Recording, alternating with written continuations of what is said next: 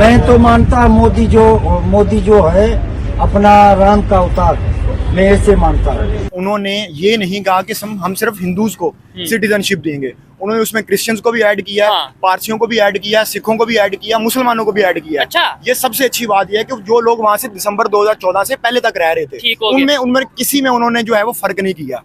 और दूसरा, अगर पाकिस्तान से हिंदू यहाँ से माइग्रेट करके गए हैं इंडिया, तो मुझे ये बताएं कि सबसे बड़ा सवाल तो मैं ऑडियंस के लिए ये छोड़ के जा रहा हूँ कि वो यहाँ से माइग्रेट करके गए क्यों हैं। और ये हर मुल्क में ही ऐसा रूल होता है। आप यूरोप चले जाएं, वहाँ पे भी 4, 6, 10 साल के बाद आपको सिटीजनशिप मिल जाती है। और ये तो रूल होता है कि जिस कंट्री के अंदर बच्चा पैदा होता है उसको उसी कंट्री की सिटीजनशिप मिलनी चाहिए। 40 साल आपने अफगान मुहाजिरीन को यहाँ पे रखा, बजाय आपने एक तरह का आपने 40 साल उनको अकोमोडेट किया, अगर आपने उनको सिटीजनशिप नहीं दी, अपना दुश्मन बना लिया। अब वही लोग जो हैं वो अफगानी, उनमें से ज्यादातर जो लोग हैं वो टेररिस्ट जो अटैक होते हैं पाकिस्तान के अंदर, बलूचिस्तान के अंदर, इंटीरियर सिंध के अंदर, उसमें किस पे इल्जाम लगाया जाता है? उन्हीं अफगानियों पे इल्जाम लगाया जाता है। सीए जो इंडिया में आ रहा है, ये लॉ इम्प्लीमेंट किया जा रहा है, उसमें और पाकिस्तान ने जो अफगान रिफ्यूजीज को जगह दी उसमें बहुत फर्क है। वो किसी से इंटरनेशनल लेवल पे एड तो नहीं लेंगे मेरे ख्याल से इंडिया वाले कि भाई हमने पाकिस्तान से हिंदुओं को यहाँ पे अकोमोडेट किया, जगह दिया, तो आप हमें फंड दे दें। हमने तो प्रॉपर अगर अफगानिस्तान के लोगों को जगह दी तो उसके बदले में हमने डॉलर्स लिए, हमने फंडिंग ली अफगान एड के नाम। कुछ लोग जो अहमक लोग और जाहिल लोग हैं पाकिस्तान के बड़ी मादत के साथ, जो परवेज मुशर्रफ को बहुत बड़ा हीरो बना के पेश करते हैं, वो उसको हीरो बना के क्यों पेश करते हैं? क्योंकि उसने अमेरिका से एड ली है। और एड कैसे ली है? पाकिस्तान के अड्डे दे दिए। एक आजाद कौम क्या ये तस्वुर कर सकती है कि वो अपने मिलिट्री अड्डे जो है वो किसी कौम के हवाले कर दे? ठीक है, आपके दिमाग में ये बात जाती है? आज तक कभी इंडिया ने अपने अड्डे किसी मुल्क के हवाले किए हैं? सवाल आपकी ये इंटेग्रिटी के बाद खिलाफ है, आपकी सालमियत के खिलाफ है ये बात। आप हिसाब लगा लें, 57 कंट्रीज मुस्लिम कंट्रीज हैं, उसमें से पाकिस्तान के ताल्लुकात किस मुल्क से इतने अच्छे हैं कि हम ये कह सकते हैं कि अगर कल को इंडिया और पाकिस्तान में से एक चूज करना पड़े तो हम पाकिस्तान को चूज करें? सवाल तो ये है। सवाल ये मैं ऑडियंस के लिए छोड़ के जा रहा हूँ। अब सोशल मीडिया के ऊपर अवेयरनेस थोड़ी बहुत आ रही है, लेकिन अब ये देखें कि पाकिस्तान के अंदर ये हाल है कि ट्विटर को इन्होंने बंद किया हुआ है। उस पर VPN लगा के हमारा जो वजीर दाखिला है वो कहता है कि आप उससे, एक सहाफी ने सवाल पूछा कि ट्विटर बंद है, वो कहता है VPN चला लो। यार ये देखिए, ये आपकी मेंटालिटी का हाल है। जी तो दोस्तों, मैं हूं सुहेब चौधरी और आप देख रहे हैं मेरा और आपका YouTube channel real entertainment TV. आज की ये वीडियो बहुत ही जबरदस्त और स्पेशल होने वाली है क्योंकि दिलशाद भाई हमारे साथ मौजूद हैं और टॉपिक ये है कि पाकिस्तान में CAA के हवाले से मीडिया पे बहुत बात की जा रही है कि इंडियन गवर्नमेंट ने, मोदी गवर्नमेंट जाने से पहले एक CAA रूल जो कि 2019 में वो बिल लाए थे, अब उसको इम्प्लीमेंट कर दिया है।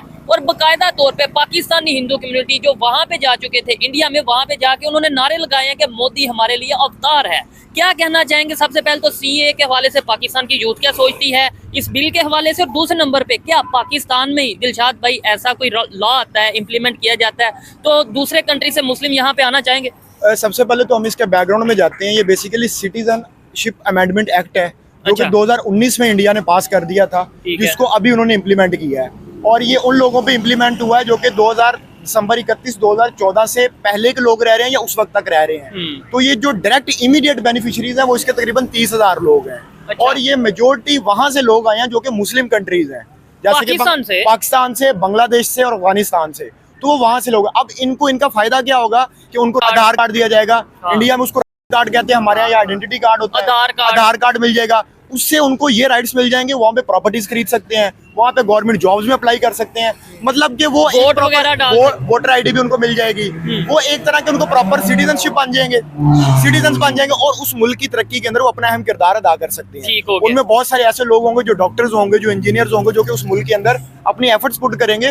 और ये हर मुल्क में ही ऐसा रूल होता है। आप यूरोप चले जाएं, वहाँ पे भी 4, 6, 10 साल के बाद आपको सिटीजनशिप मिल जाती है। और ये तो रूल होता है कि जिस कंट्री के अंदर बच्चा पैदा होता है उसको उसी कंट्री की सिटीजनशिप मिलनी चाहिए। ठीक है दिलशाद भाई, इधर एक चीज ये भी है, अफगानिस्तान से बड़ी तादाद में रिफ्यूजीज पाकिस्तान आए बहुत पहले, जब अफगान वार हो रही थी उस टाइम पे, लेकिन हमने तो बकायदा तौर पे उन्हें वापस भेज दिया, कुछ को बेच दिया, कुछ को हमने ये जो है कि स्टेप वाइज वापस भेज दिया। ये काम शुरू हुआ था जनरल ज़िया-उल हक के दौर में, जो डिक्टेटर था। ठीक है, उसने कहा था कि जी हमारा मुस्लिम ब्रदर कंट्री है, हम ये भाई हैं जी, हमने उसको बुला लिया, चाचा में उसको बुला लिया।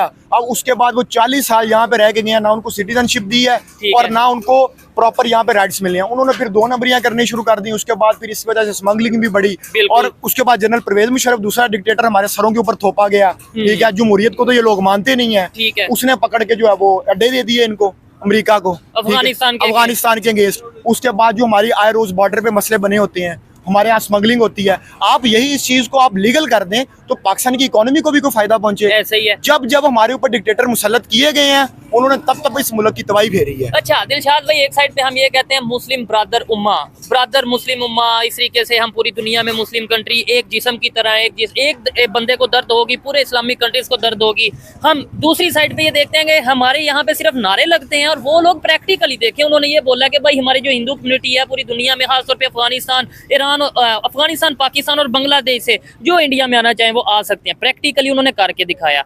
क्या बेहतर है उनके लिए, पाकिस्तान के मिनॉरिटीज के लिए, क्या वो वहां पे जाएंगे अब? अच्छा देखिए, सबसे पहले तो उनका ये अच्छा रूल है कि उन्होंने ये नहीं कहा कि हम सिर्फ हिंदूज को सिटीजनशिप देंगे।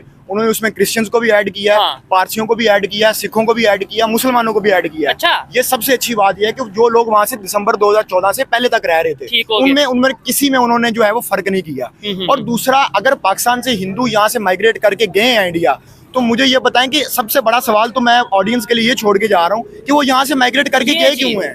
ठीक है, यहाँ पे आपने बेसिक फैसिलिटीज, जो हेल्थ की बेसिक फैसिलिटीज होती हैं, एजुकेशन की होती हैं, इंसाफ की होती हैं, वो आपने उनको प्रोवाइड नहीं की। इक्वल अपॉर्चुनिटीज नहीं दी। आप मुझे बताएंगे पिछले 40 साल या 50 साल के अंदर, मैं अपनी ऑडियंस से भी पूछता हूँ पाकिस्तान के जो लोग हैं कि कितने नए मंदिर बने हैं यहाँ पे। अब जब मैं मंदिर की बात करूंगा तो लोग कहेंगे, लोग मेरे पे फतवा लगाएंगे कि ये मंदिर की बात क्यों कर रहा है। देखिए, जब भी एक मुल्क या एक कौम बनती है उसमें सिर्फ एक तबका या एक फिरके का अमल दखल नहीं होता, वो पूरी कौम मिलके, मज़ाहिब मिलके एक कौम बनाते हैं। ऐसे ही है। ठीक है, जो कि इंडिया में हम देख रहे हैं। अच्छा, और एक चीज आपने बोला कितने मंदिर बने, इस साइड पे नहीं हम आते, अभी ये बात नहीं करते, किसी दिन प्रॉपर हम इसके ऊपर डायलॉग करेंगे। दूसरी साइड पे ये चीज देख लें कि जब से पाकिस्तान और इंडिया लैदा हुए, पाकिस्तान से कितने हिंदू कम्युनिटी इंडिया गई और इंडिया से कितने मुसलमानों ने यहाँ पे आना चाहा या आना चाहेंगे। आज अगर प्रॉपर अनाउंस हो जाएगा भाई इंडिया से जो भी मुसलमान है, जो हमें बताया जाता है जी बड़ा जुल्म ये वो, तो क्या कितने मुसलमान आएंगे? दूसरी साइड पे आज इंडिया वाले बॉर्डर ओपन करते हैं हिंदू कम्युनिटी के लिए, पाकिस्तानी हिंदू कम्युनिटी के लिए,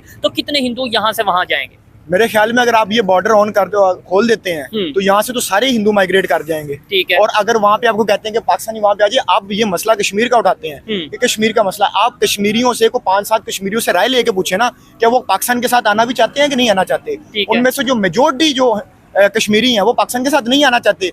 पाकिस्तान एक ऐसी रियासत, पहले आप एक ऐसी रियासत तो बनाए जहाँ पे एजुकेशन, हेल्थ और इंसाफ की फैसिलिटीज हों। यहाँ पे तो आप ये हिसाब लगा ले, तंग नजरी का ये हिसाब है कि वो एक औरत है, उसके कपड़ों के ऊपर हलवा लिखा हुआ था। ठीक है, उसमें इन्होंने कितना लंबा प्रोपेगेंडा किया, और ये जाहिल तरीन लोग हैं जिन्होंने ये प्रोपेगेंडा किया। सही है। ठीक है, आपको पता ही नहीं है, आप पहले इल्म तो जाके सीखे ना कि उसके ऊपर लिखा क्या हुआ था। और इससे इमेज किसका खराब हुआ? श्रीलंकन मैनेजर के साथ आपने क्या किया, वो एक बैग मैनेजर था, उसके साथ आपने क्या किया है। ठीक है, और आप अपनी जड़ावाला में आपने क्या किया। आप अपनी पहले इमेज तो बेहतर कर लें कि लोग आपके पास आके रहना भी तो चाहें। अब 40 साल आपने अफगान मुहाजिरीन को यहाँ पे रखा, बजाय आपने एक तरह का आपने 40 साल उनको अकोमोडेट किया। अगर आपने उनको सिटीजनशिप नहीं दी, अपना दुश्मन बना लिया। अब वही लोग जो हैं वो अफगानी, उनमें से ज्यादातर जो लोग हैं वो टेररिस्ट जो अटैक होते हैं पाकिस्तान के अंदर, बलूचिस्तान के अंदर, इंटीरियर सिंध के अंदर, उसमें किस पे इल्जाम लगाया जाता है? उन्हीं अफगानियों पे इल्जाम लगाया जाता है। कायदा हमने फंडिंग ली है, कोई एहसान नहीं किया। और अच्छा, सीए जो इंडिया में आ रहा है, ये लॉ इम्प्लीमेंट किया जा रहा है, उसमें और पाकिस्तान ने जो अफगान रिफ्यूजीज को जगह दी उसमें बहुत फर्क है। वो किसी से इंटरनेशनल लेवल पे एड तो नहीं लेंगे मेरे ख्याल से इंडिया वाले के भाई हमने पाकिस्तान से हिंदुओं को यहाँ पे अकोमोडेट किया, जगह दिया, तो आप हमें फंड दे दें। ना ही वो इस तरीके से किसी दूसरे कंट्री के, हमने तो प्रॉपर अगर अफगानिस्तान के लोगों को जगह दी तो उसके बदले में हमने डॉलर्स लिए, हमने फंडिंग ली अफगान एड के नाम पे। हमने प्रॉपर अमेरिका की जंग में शमूलियत इख्तियार की, जिसका हमें बहुत नुकसान हुआ। 80,000 से ज्यादा जानें भी गई और हमने अरबों डॉलर जो है वो भी लुटाए। ठीक है, और सिर्फ अपनी गलती की वजह से लुटाए। अब मुझे बताएं, इंडिया ने आज तक किसी दूसरे की जंग में शिरकत की है? तो हमने क्यों दूसरे की जंग में जाके शिरकत की? ठीक है, जब एक हमारे, अब ये दुनिया ग्लोबल विलेज बन चुकी है, हर कंट्री के अपने अलाइड्स हैं, ठीक है, अलाइज हैं सॉरी, जो कि एक ब्लॉक्स बनते हैं और उसको आगे लेके चलते हैं। अब देखिए, जब इसराइल फलस्तीन वाला मसला बना, वो दोनों के साथ उन्हें स्ट्रेटेजिक ताल्लुकात रखे। ठीक है, आपको बड़ी बात बताता हूँ, आप इसराइल फलस्तीन की बात करें, रशिया यूक्रेन की वार पूरी दुनिया में जिसका जिक्र किया गया, मैं कहता हूँ अभी CNN की रिपोर्ट आई है कि भाई रशिया यूक्रेन की वार में रशिया यूक्रेन के ऊपर अटैक करने वाला था, nuclear attack, Indian prime minister की वजह से वो रोका गया। मतलब इंडियन प्राइम मिनिस्टर ने उन्हें मना किया या उनसे रिक्वेस्ट की कि आप ऐसा ना करें, ये इंसानियत को नुकसान पहुंचाएगा, रशिया यूक्रेन के साथ साथ पूरी दुनिया को नुकसान हो सकता है। तो इसके ऊपर इन्हें global peace award, Nobel peace award के लिए भी नॉमिनेट करने की बातें की जा रही हैं। जी, आपकी फॉरेन डिप्लोमेसी जो है वो बहुत इंपॉर्टेंट रोल प्ले करती है, आपके मुल्क में इन्वेस्टमेंट लेके आती है और आपके मुल्क का एक सॉफ्ट इमेज लोगों के सामने जाता है, पूरी दुनिया में जाता है। और आप देखें कि पाकिस्तान की वर्थ यहाँ तक चली गई है कि अभी सऊदी अरब ने रमजान शुरू होने पे लाखों अरबों डॉलर, मेरे ख्याल या लाखों डॉलर की इन्वेस्टमेंट की है इंडिया के अंदर, और हमें उन्होंने सदके की खजूरें भेजी हैं। ठीक है, आप अपनी वर्थ का इस बात से अंदाजा लगा लें कि हमारे मुल्क के अंदर कोई इन्वेस्टमेंट करने को तैयार नहीं है। ये इस्लामिक कंट्री, अभी ये इस्लामिक कंट्री है। और फिर बड़ी बात, जो खजूरें आई यहाँ पे टनों के हिसाब से, मेन सवाल ये बनता है कि क्या खजूरों का रेट पाकिस्तान में कम हुआ? मेन सवाल तो ये बनता है। जैसे ही अब देखे ना, अब यूरोप चले जाएं, वेस्ट में चले जाएं, जब वहाँ पे रमजान शुरू होता है तो वहाँ पे कीमतें नीचे लोग ले जाते हैं कि मुस्लिम्स का एक त्यौहार है, ठीक है, उसको हम नीचे लेके जाएं। शायद इंडिया के अंदर भी ये होता होगा, देखने वाले बताइएगा, ये आप जरूर गाइड कीजिएगा, ठीक है। लेकिन पाकिस्तान के अंदर जैसे ही रमजान शुरू होता है यहाँ पे हर चीज की कीमतों को बढ़ा दिया जाता है, ठीक हो गया, ठीक है। और अभी भी खजूर जो आई है वहां से, अभी देखें ना, सबसे पहले आप अपना इंटेलेक्चुअल लेवल देखें कि हमें वो इस काबिल नहीं समझते कि हमारे यहाँ इन्वेस्टमेंट करें, वो हमें इस काबिल समझते हैं कि इनको सदका दे दिया जाए, खरात दे दी जाए, ज़कात दे दी जाए। और हमने शायद 75-76 साल कोशिश भी यही की है, हमारी कोशिश ज्यादातर यही रहती है। हमारा प्राइम मिनिस्टर बैठा होता है मीडिया के सामने और एंकर ये सवाल पूछता है कि आपको कितनी एड मिली है। क्या हमारे लिए ये बेइज्जती का मुकाम नहीं है कि 25-26 करोड़ का प्राइम मिनिस्टर बैठा हुआ है? इमरान खान जब लास्ट टाइम उसने अमेरिका का विजिट किया तो जर्नलिस्ट ने उसने क्या क्वेश्चन पूछा, जर्नलिस्ट ने कि आपने यहाँ से पाकिस्तान की एड लेने की बात की, हम पाकिस्तानी 25 करोड़ पाकिस्तानियों को शर्म से झुक गए कि हमारे प्राइम मिनिस्टर से ये पूछा जा रहा है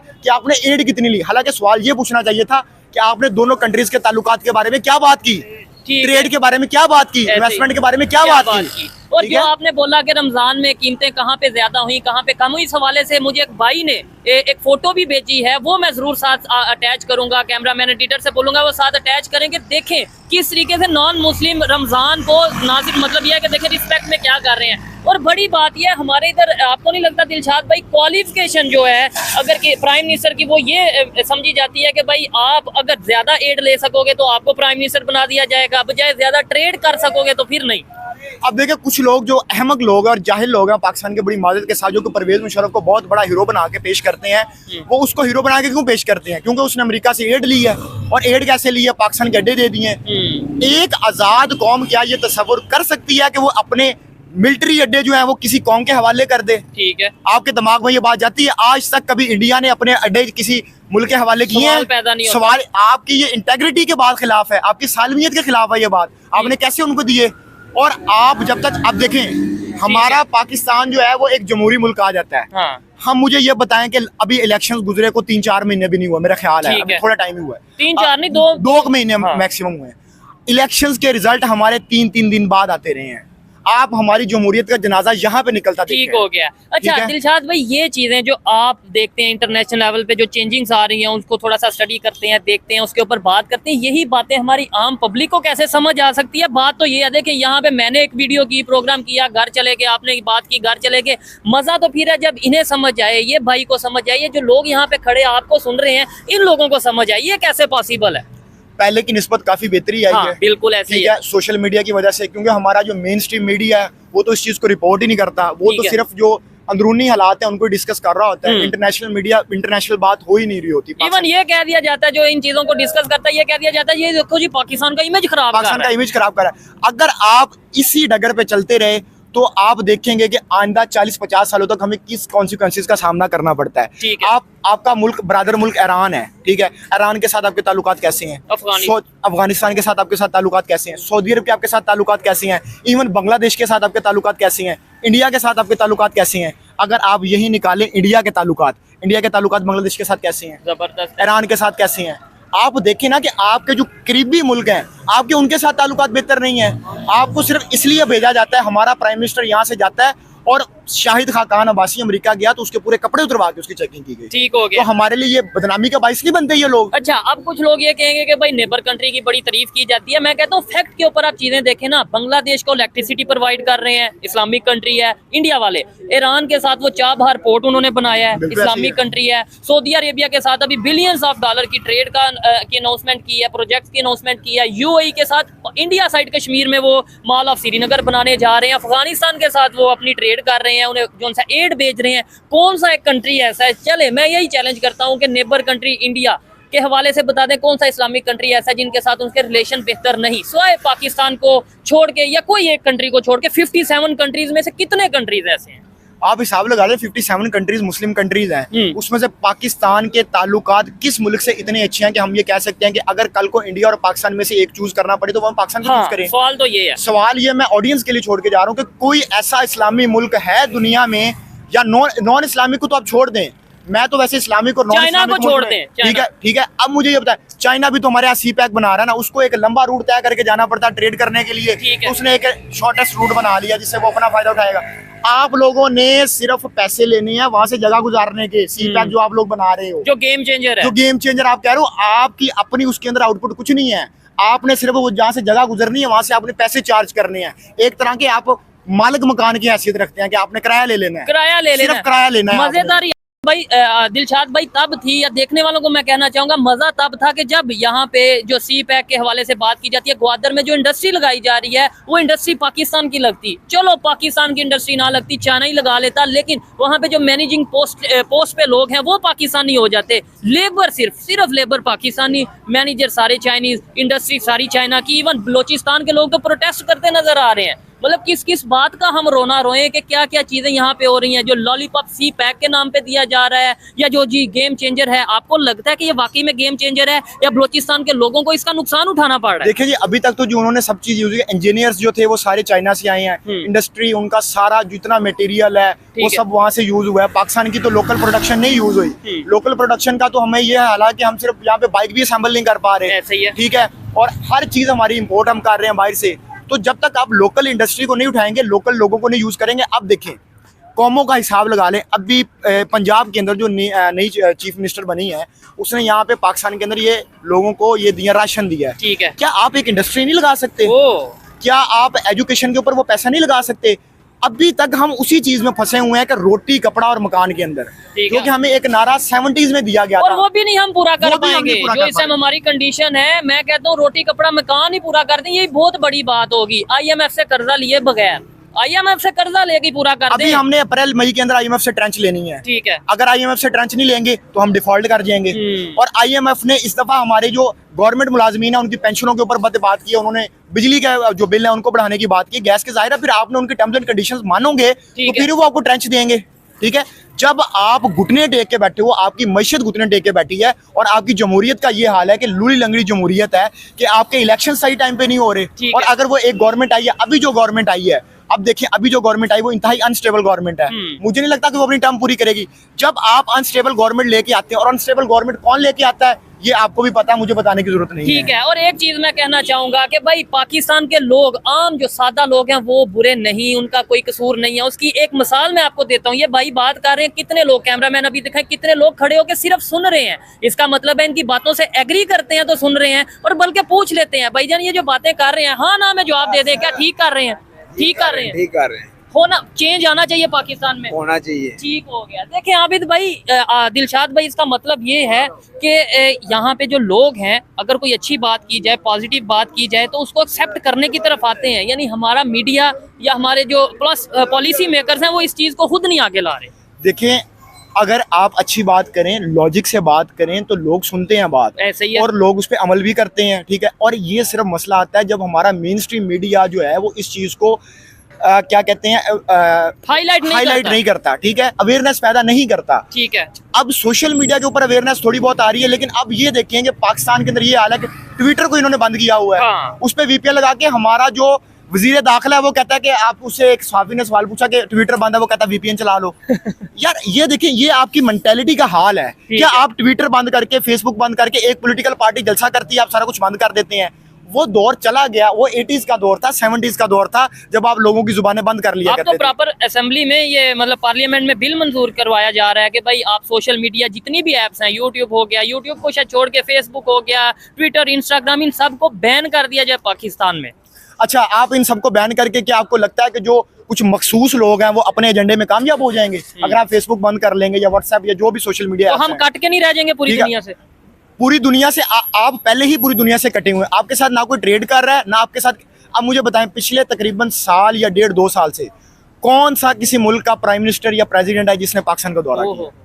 ये मैं एक सवाल छोड़ के जा रहा हूँ। ठीक है, या कौन से मल्टीनेशनल बिजनेसमैन है जो पाकिस्तान में पाकिस्तान आए और उन्होंने इन्वेस्टमेंट का कहा कि हम पाकिस्तान के अंदर इन्वेस्टमेंट कर रहे हैं। आपको वो बिल गेट्स है या चाहे सऊदी है या जो भी है क्राउन प्रिंसेस हैं, वो सिर्फ आपको एड भेज देते हैं, चंदा भेज देते हैं कि यार ये लो चंदा। और जिस कौम को चंदे की आदत पड़ जाती है वो कौम हमेशा चंदे जोगी रहती है। और दूसरी साइड पे वही बिल गेट्स, मार्क जुकरबर्ग वो वहाँ पे इन्वेस्टमेंट करते हैं, शादी पे गए हैं, शादी जो रिसेंटली मुकेश अंबानी की शादी हुई है, उसके बेटे की शादी हुई है, वो उस पर कितना हाईलाइट हुई है सारी चीजें, और कितने बड़े बड़े लोग गए हैं। और आप मुझे बताएंगे पाकिस्तान के अंदर कोई ऐसा एक इवेंट हुआ है पिछला, मैं तो जब से होश संभाली है मुझे तो तब तक से नजर नहीं आया। तो देखिए, आप पहले नंबर पे अपनी जमहूरियत को डगर पे लाएं, आप डेमोक्रेसी को प्रिवेल करें। मैं आपको बात बता देता हूँ, पाकिस्तान के ऊपर मुख्तलिफ तजर्बे हुए हैं। डिक्टेटरशिप भी आपने लगा के देखी, आपने उसके बाद एक अजीब किस्म का मार्शल लॉ भी लगा के देखा, सिविलियन मार्शल लॉ भी लगाया, डिक्टेटरशिप भी लगाई, सब कुछ। पाकिस्तान के अंदर जमहूरियत को पनपने दें, ठीक है। और कम से कम 4 से 5 गवर्नमेंट्स जो हैं वो अपनी टर्म्स पूरी करेंगी, प्राइम मिनिस्टर अपनी टर्म पूरी करेगा, उस इकोनॉमी को बेहतर करें, डिप्लोमेसी लेके आए, अपनी फॉरेन पॉलिसीज को बेहतर करें, और प्लीज इस फिरकावारी से, इस मजहबी नफरत से बाहर निकलें और अपने दिमाग थोड़े से खोलें। जो कि रिसेंटली वाकयात मैंने 4-5 आपको गिनवाए हैं, ठीक है। इससे मुल्क का इमेज बहुत खराब होता है, नुकसान पाकिस्तान का होता है। दिलशाद भाई, मुझे लास्ट में आप ये बताएं, क्या वजह है इंडिया तो तमाम इस्लामिक कंट्री से रिलेशन बेहतर कर रहा है? मैं कहता हूँ इस्लामिक कंट्री चलो ये एक बताने के लिए, एक्सप्लेन करने के लिए, अदरवाइज वो तमाम कंट्रीज के साथ रिलेशन बेहतर कर रहा है, हमारे साथ क्यों नहीं रिलेशन बेहतर कर रहा? ये भी एक मतलब हमारे से सवाल पूछा जाता है कि भाई अगर वो सऊदीया से कर रहा है पाकिस्तान से क्यों नहीं कर रहा, अगर वो अफगानिस्तान से कर रहा है पाकिस्तान से क्यों नहीं कर रहा? इसका मतलब है पाकिस्तान से दुश्मनी रखता है, नफरत करता है। आपके साथ ताल्लुकात वो कैसे बेहतर करे? हमारा जो रिसेंटली ये जो अनवारुल्लाह काकड़ था, हाँ। उसने क्या स्टेटमेंट दी थी कि हम इंडिया से 100 जंगे लड़ने को तैयार हैं, 300 जंगे लड़ने को तैयार हैं। अब जब इस तरह की आप स्टेटमेंट्स देंगे उसके बाद आप ये तवक्को रखते हैं कि वो आपके साथ ताल्लुकात अच्छे करें, ये चीज है, ठीक है। जब आप एक सॉफ्ट इमेज देंगे, जब आप कोई अच्छी बात करेंगे तो आगे से भी आपको रिस्पांस मिलेगा। जब आप ही एक तस्वुर बना के बैठे हुए हैं कि हमारा जो भी नुकसान हुआ है वो इंडिया करवा रहा है, ठीक है, और जो भी हमारा फायदा हो रहा है वो हमारा चाइना करवा रहा है। बेशक चाइना हमारा बहुत अच्छा दोस्त मुल्क है, या जो भी उनके साथ होना चाहिए, लेकिन साथ इंडिया भी होना चाहिए, ईरान अफगानिस्तान। इंडिया का हमें ज्यादा फायदा, अफगानिस्तान के साथ अगर हमारे ताल्लुकात बेहतर हो जाए तो हमारे जो बॉर्डर के ऊपर हमारा जो इतना पैसा लगता है और इतनी जाने जाया होती है वो कम से कम वो बच जाए, हम स्मगलिंग से बच जाए। अगर ईरान के साथ हमारे साथ अच्छे ताल्लुकात हो जाए, हम ईरान से तेल खरीद लें, ठीक है, गैस खरीद लें, गैस पाइपलाइन बिछा लें, ठीक है। अब पिछले दिनों मैंने सुना था गैस पाइपलाइन का ईरान के साथ जो मेरे ख्याल पाकिस्तान का शायद मुआहिदा हुआ है, वो भी खटाई में पड़ गया है। खटाई में क्या, वो तो इंटरनेशनल कोर्ट में हमारे ऊपर जुर्माना कर रहे हैं, फाइन करवाना, जुर्माना कर रहे हैं, ठीक है, ठीक है। अब ईरान के साथ अगर आप बांग्लादेश के साथ ताल्लुकात अच्छे करें तो वहाँ पे हम मछली की जो मछली है वहाँ से हम इंपोर्ट कर सकते हैं। हमारे इंडिया के साथ अगर हम ताल्लुकात अच्छे करें तो हमें एक बॉर्डर खोलने की जरूरत है, हम ट्रेड कर सकते हैं। मैं कहता हूँ, मैंने दुबई का विजिट किया और मैं वहाँ पे जाके हैरान हुआ। मुझे आइडिया था कि इंडियन प्रोडक्ट्स पूरी दुनिया में एक्सपोर्ट की जा रही हैं, लेकिन मैं हैरान हुआ, बाइक्स जितनी भी रोड पे नजर आ रही थी सब मेड इन इंडिया। चाइना की बाइक्स का दूर दूर तक मतलब होंगी, लेकिन मुझे नजर नहीं आई। पाकिस्तान में ये चीज क्यों नहीं पॉसिबल? मतलब दुबई या अगर यूए की बात करें, इस्लामिक स्टेट्स नहीं है वो, सऊदी अरेबिया इस्लामिक, अगर वो लोग, और फिर उन्होंने वहां पे मुझे लोगों ने बताया, देखने वाले जरूर बताइएगा कि दुबई में जो ट्रांसपोर्ट बसेस यूज हो रही हैं वो सारी मेड इन इंडिया है, हमारे इधर क्यों नहीं हो पाता? मैं आपको एक चीज क्लियर कर दूं कि कोई भी मुल्क अगर तरक्की करता है ना तो उसके पीछे मुस्लिम नॉन मुस्लिम नहीं होता। कोई भी मुल्क है अगर वो तरक्की करेगा तो वो सिर्फ इस बिना पर करेगा कि उन्होंने जाती एफर्ट्स पूरी कौम मिलकर पुट करती है, ठीक है। और उसमें आपको एक ऐसा लीडर मिलना चाहिए, जब तक आपको लीडर नहीं मिलता तब तक वो कोई भी कौम तरक्की नहीं कर सकती। जैसे इंडिया को मैं मानता हूँ, चाहे मेरी बात से कोई इख्तिलाफ रखे, मोदी एक अच्छा लीडर है, ठीक है, और अपनी कौम के लिए तो जबरदस्त, अपनी कौम के लिए तो उसने सब कुछ किया है ना, ठीक है। पाकिस्तान तक अभी तक लैक ऑफ लीडरशिप चल रही है। आप मुझे बताएं, एक ऐसा लीडर जब पैदा होता है, जब वो पब्लिक में जाता है, जब उसकी पब्लिक ओपिनियन बनती है, या तो उसको मर्डर कर दिया जाता है, ठीक है, या उसको वैसे साइड पे हटा दिया जाता है। अब मैं 3 बड़ी बड़ी एग्जांपल दूंगा। जुल्फकार अली भुट्टो, ऐसे ही वो पीक पे था अपनी, उसको जुडिशियल मर्डर कर दिया गया उसको, और हमारी अदालतों निजाम देख ले कि 50 साल पहले उसको जुडिशियल मर्डर हुआ है और इस केस का फैसला आ जा रहा है कि उसको गलत फांसी हुई है। अब उसको कब्र से बाहर निकाल के इस इंसाफ दिलाएं, ठीक है। यानी प्राइम मिनिस्टर लेवल के बंदे को सजा दी गई और 50 साल बाद कहा गया कि भाई मिस्टेक हो गई या गलत फैसला है। अब मुझे बताएं कि जो लोगों ने मिस्टेक करवाई उस वक्त पे, जनरल ज़ियाउल हक के बेटे ने, अभी जनरल ज़ियाउल हक ने ये मिस्टेक करवाई थी, मैं खुल के बात करता हूँ, ठीक है। अब उसका बेटा इधर मौजूद है ना, अगर आपसे मिस्टेक हुई है उसको पकड़े, उसको पकड़ के अंदर करें, लेकिन आप में हिम्मत नहीं है उसको पकड़ के अंदर करने ठीक है, की। लेकिन उसमें देखे ना दिलशाद भाई, उसमें एक लॉजिक है कि गलती बाप ने की बेटे को, तो उस तरीके से पाकिस्तान में ऐसा कोई कानून नहीं है कि बेटे को सजा दी जाए। इस चीज से लेकिन उनसे जुड़े अभी जनरल जावला के दौर के जो लोग उस टाइम कैबिनेट के लोग थे वो अभी भी दुनिया में मौजूद हैं। अगर ये काजी फाइज ईसा साहब को बड़ा शौक है कि वो पुराने फैसले कर रहे हैं, तो फिर उन लोगों को इम्प्लीमेंट भी करें। जो लोगों का कसूर था उनको लेके भी आए। बेनजीर भुट्टो, उसके बाद हमने उनके साथ क्या किया है? ऐसे ही है। पहले उनके तो कातिल अभी भी मौजूद होंगे, कातिल अभी भी मौजूद है, ठीक है, उनको जिला वतन कर दिया गया। नवाज शरीफ 2/3 मेजोरिटी लेके आया, मैंने उनके साथ क्या किया? अभी देखें, अभी आप लूली लंगड़ी घूमते बना रहे हैं, जानबूझ के लूली लंगड़ी घूमते बना रहे हैं ताकि डेमोक्रेसी चल ही ना सके। ठीक हो गया, और ये सिस्टम ऐसा ही चलता रहे, और जो पावरफुल लोग हैं या जिन लोगों की वजह से या जो लोग इस कंट्री को चला रहे हैं वो चलाते रहे।